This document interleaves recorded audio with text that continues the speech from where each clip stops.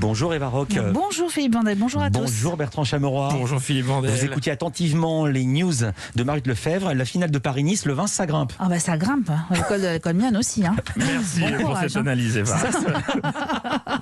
Non mais les gens sont pas obligés de savoir que le vin c'est dans la montagne, dans l'arrière-pays où ça monte. Très bien. Allez-y. En régie, on me dit, il faut y aller là. Oui. Merci Nicolas Souvent. Bertrand, c'est l'heure de votre écran de veille. Comment ça va? Écoutez, plutôt pas mal. Je donne la note de 8,5 sur 10 à ma semaine. Et si vous considérez que la vôtre n'a pas été top, rassurez-vous, ça aurait pu être pire. Vous aurez pu vivre celle de Samuel Etienne.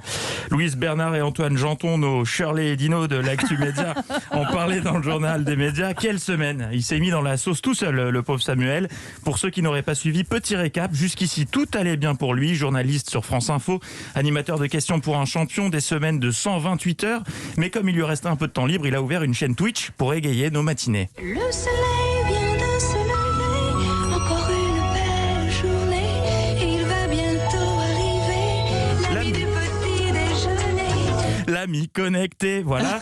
Il était peinard à proposer des douces et lumineuses revues de presse matinale, tranquillou chez lui, à intéresser les jeunes aux journaux. Et puis lundi, il a ouvert la boîte de Pandore. Dis donc, Bernard, gâte dans le Judas, c'est pas François Hollande sur le paillasson de Monsieur Etienne avec un cake aux olives? Ah bah si. L'ancien président invité de Samuel Etienne sur Twitch, un joli coup, près de 100 000 viewers, top 1 monde sur la plateforme à cette heure-ci, des reprises télé, web, radio dans tous les sens. Mais attention, sa chaîne n'a pas vocation à devenir le nouveau 7 sur 7, puisqu'en fin de live avec François Hollande, il a précisé que...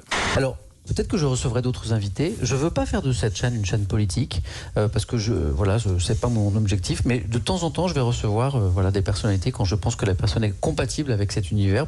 De temps en temps. Mais le soir même, Samuel Etienne annonçait recevoir Jean Castex ce dimanche.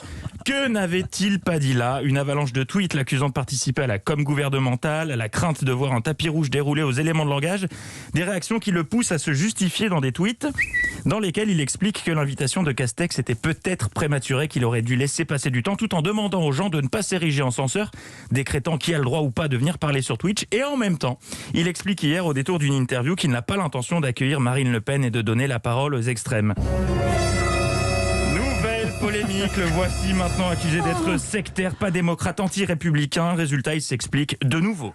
Ils ont raison, les gens qui me disent que c'est pas très républicain, c'est pas très démocrate, de ne pas échanger, même avec ceux avec qui je suis pas d'accord. Au travail, je me pose pas la question. C'est notre mission de journalisme, mais à la maison, c'est différent. Il pensait que ça calmerait le jeu. Perdu. Polémique, épisode 56. Alors comme ça, Samuel Etienne propose de recevoir Marine Le Pen. Bravo. Et après, on s'étonne de la montée des extrêmes. Super. Pauvre Samuel. On dirait un petit enfant qui organise une boum. Non, Marine, je l'invite pas, je l'aime pas. Ah bah, si t'invites François et Jean, tu dois l'inviter elle aussi. Bon d'accord, je l'invite.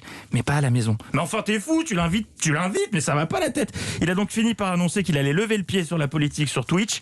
Voilà, donc en gros, si un son devait résumer la semaine de Samuel Etienne, ce serait celui-ci. Une bagnole embourbée qui tente d'avancer tout en reculant.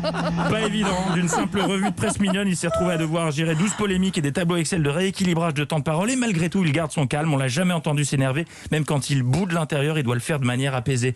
Oh, dis donc, ça commence à bien faire là. Ils commencent à me courir sur le haricot tous. Allez, doux et lumineux week-end, Samuel. Quel bon résumé. Merci beaucoup Bertrand Chameroy.